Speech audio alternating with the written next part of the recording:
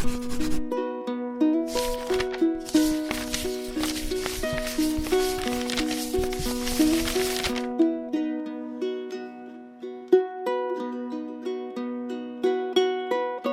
of the implicit criticisms of our modern society on the imagery of God as a shepherd and his relationship with us is the contempt on the role of a sheep and the idea of belonging to a flock.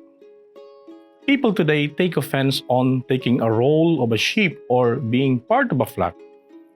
After all, sheep are not as smart as other animals. They are easily distracted and therefore can easily be led by just anyone. In other words, we hate the idea of being told what to do or what not to do. We don't want just to be part of a flock. We think that to be a sheep or be part of a flock means not to think and decide for oneself, just being led by someone else. Today, the world tells us, be your own master, make your own destiny, or have it your way. Be independent. This mentality makes men and women today look at God and the church with almost suspicion and contempt because it seems that being a believer or disciples of God means the opposite to being independent. The irony is, while the man of today rejects with contempt the role of the sheep and the idea of belonging in a flock, he does not realize that he is completely inside of it. One of the most obvious phenomena of our society is called massification. In other words, we let ourselves be led in a passive manner by all kinds of manipulation and concealed persuasion. In this age of social media and internet, models are created of well-being and behavior, ideals and objectives of progress, and we follow them. We go behind them, afraid to be out of step, conditioned and kidnapped by advertising. We eat what they tell us, we dress as they show us, we speak as we hear them speak in slogans.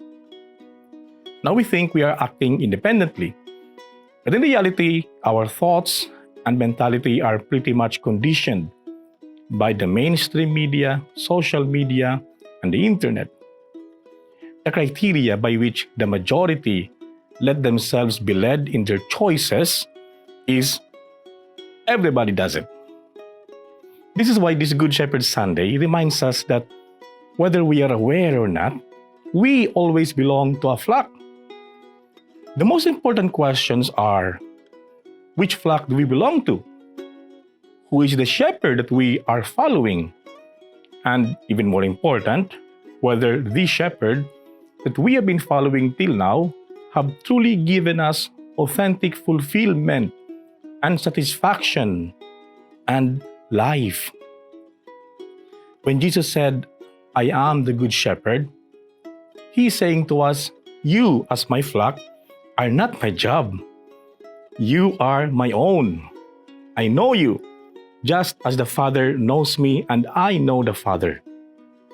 In the Gospel of John, to know means to love. Jesus Christ knows, loves us, and He proved that to us by laying down His life for us.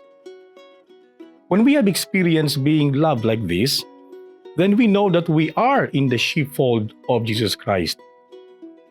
Today, He wants to present Himself to us again as our good shepherd, not to boss us around or to control our life. On the contrary, He always said, I have come so that they may have life and have it in abundance.